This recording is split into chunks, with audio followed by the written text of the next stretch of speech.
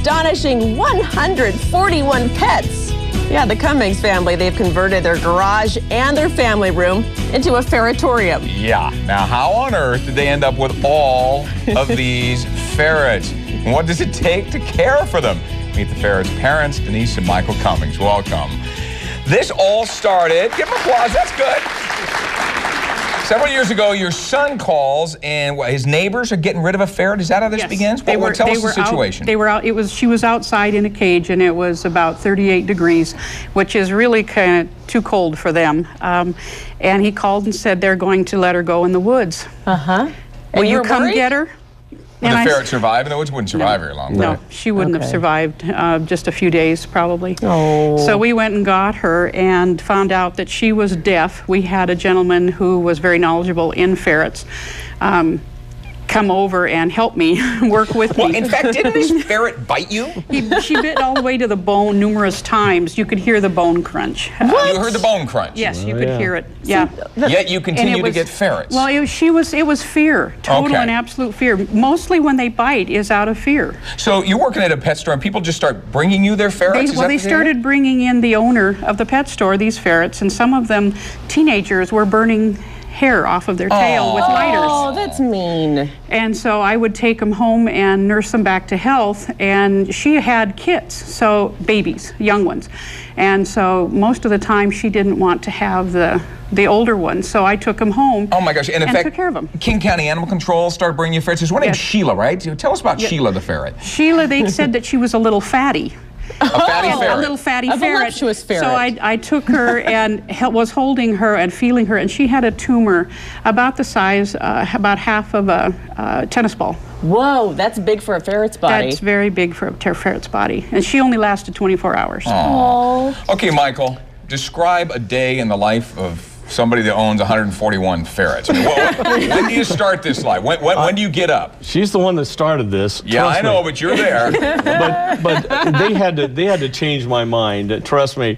I kept seeing them coming to our house, and they just needed love and attention. Well, I get that, but your day starts at 4:45 in the morning. Is that right? That's my wife. All right, so you start at 4:45. Yes. What do you do in the morning? I'm up, I start getting them ready. I run 4 businesses at a time. I have 16 businesses, cages. They call ferrets businesses are the ferrets. That's a business. It's a business of ferrets. And I run 4 different businesses all at once, and at the same time emptying and cleaning potty boxes, cleaning their water, doing changing out blankets if they're really dirty. I come running in, get the food stuff ready. This so is that I can 4:45 in the morning you begin this process. Yes. Now that's a labor of love. I used to go in pet stores and sit around and, play with the ferrets. I love them, but they have a little bit of an odor to them sometimes. Doesn't that overwhelm you at times? The odor is not, it is a musky odor, but that's because they have a lot of glands. They have a lot of glands. They do. But if they're fed good food, if you wash their blankets, and if you clean their potty boxes twice a day, you don't have that odor. I just had an odd question to ask, because you're all over television with this, but is it legal to have that many ferrets in one house? Well... Okay, I'm sorry I asked that. Well, as a matter of fact, this story has raised some of those concerns. Obviously we've been working with King County Animal Control for a long time, and right now we're working with the city of Auburn to make this an established business. We have a business license through the state, and they wanted to make sure that we're working inside of the parameters. I want to mention, it's just so weird here. You can't see this, but there's a ferret in a little hammock here. Can we bring the ferret out so we can get a good look at the ferret? He's chilling in his hammock. He's relaxing in the hammock. He's not Come here. What's it cost? I mean, do you raise money for this? I know you're a nonprofit. We are a nonprofit organization through Support Our Shelters, which is a national organization. Hey, dude. One of the ferrets you have out, these are 3 girls. These are part of the survivors. When they came to our shelter, they were about 12 and 13 ounces. Oh, my gosh. They were nearly starved to death. Oh. This is Miracle, and she's the 12 ounce, and we had a picture of her. She just laid there. Her head was bigger than her body.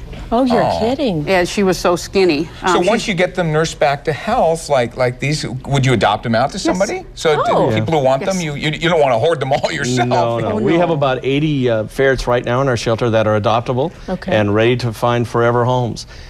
We do a lot of work with, in fact, our motto is education, education, education, adoption. Let me ask you a question. I mean, obviously, you've got big hearts. You can just tell. And you've taken all these ferrets in. What have you gotten in return? What have they done to your life? Some amazing things have happened as a result of that.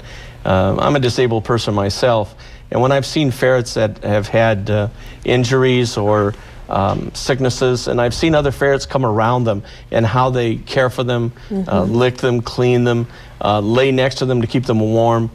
Some of the ferrets that have gone through, I've seen, well, like the one that was having the hair burned off its tail, and yet they still like people. It's an amazing thing. I never can get over that. How people can be unforgiving, and yet ferrets can be so forgiving. What such a cute animal. Huh? It's a quest to love both ways. If you're interested in adopting a ferret from the Coming family, go to WashingtonFerret.com. We'll be right back.